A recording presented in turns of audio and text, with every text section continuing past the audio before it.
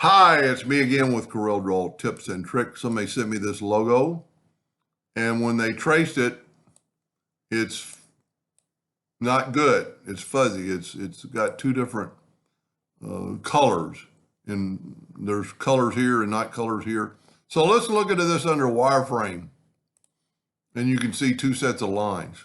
Now, we don't know which set's the best, so let's go back to View and Enhanced. And what we're going to do, we're going to ungroup this. So we're going to go to Object Group and Ungroup. And by doing that, now we got individual letters. Now I'm going to take all the letters and I'm going to left click no fill. I'm going to right click outline and I'm going to go ahead and turn them all into a hairline. Now, it did not pick up some of them. And that's a good thing, kind of in a way. So this thing is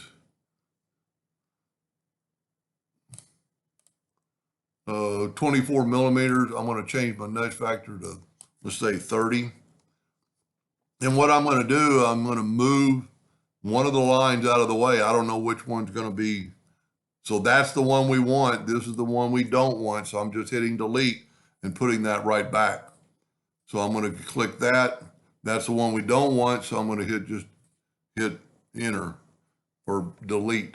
So I'm just going to go ahead and do a couple of the letters. Now that one is the opposite, so we want to get rid of all this, so we can check that. So those are lines that aren't complete. So I'm not going to do all the lines, but the lines aren't perfect. If we look right here, we got a little bit of a curve. So my suggestion is take your shape tools, click on it, grab both those nodes, right click and turn it into a line. Now you can see that they're not aligned. And there's a way to bring this up. So if you select this one, then shift select this one, and then you go up here to align nodes horizontally, it'll bring that one up. It'll take it to the last one you picked. And we can clear all that up. Now, there's like double nodes right here. Well, really, so what I'm going to do is I'm going to get rid of that one. And I'm going to go all the way down here. There's actually one in the middle we don't need. I'll delete it. I'm going to take both those nodes. I'm going to right click and I'm going to turn them into a line. Now they might not be perfect, so I'm going to select them both and then go up to a line, and this time use vertical. And it was really close. Now on this H, if it needs a curve, let's look at the original. Let's see, I was looking at the H. See, it's square, so we need to make it square. And almost, a lot of times, you could almost pick this font, but if you can't find out what this font is, that doesn't really do you much good. So here's the inside of the H. Now you notice there's not a node there, so I'm going to double click and put a node. I'm going to use that node, so I'm going to delete that node, and I'm going to delete that node. I'm going to go ahead and delete that node. And I'm going to go and select everything and right click and turn it into a line. And see, by doing that, you've done that. Now the advantage, and let's go ahead and do both top and bottom. I'm going to maybe move this node out a little bit and then delete these two nodes, delete these nodes. I'm going to maybe put this one more in the corner, delete that node, those two nodes, that node. I'm just hitting the delete button. And then I'm going to select all this. I'm going to right click and turn them into a line. Now we can go through there and check it. You know, if you want to bring in an indexing line, you can see that we're pretty close to both of them are the same, but I'd go through there and check that. So you can do the same thing to the T. Now, it only has one H, but so none of the letters are the same. So you're going to have to do each. I was going to say, if you have got one H fixed, then you're going to move it down there and just reuse it. Let's go ahead and do the I too. Just kind of do it one more time. And we're going to grab it and move it down. And it took now this one actually has two sets of lines. So we're going to move that back up. And it's not perfect, but we can make it, with just a little bit of work. Grab it with your shape tool, double click and put a node there, delete that node,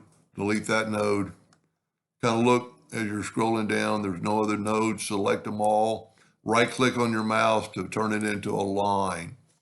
And that's pretty good. And you can always bring in an indexing line and kind of see that at least we're perpendicular. And then when you're done with all your letters, maybe put one across the top. Now, all letters aren't equally the same. Now, you've got all these done. Let's take the first three we did. And they are this blue color. And let's move this original logo up to here. And let's just fill it in with that color. So I'm going to grab the Smart Fill tool. I'm going to go up here and go down and get my eyedropper. And I'm going to take that blue right there. And then I can fill that in. Well, why isn't it working? Let me take another sample.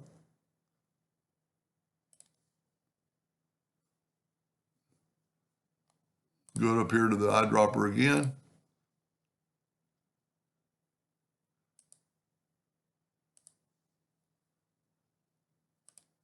Well, that is weird. Oh, there we go.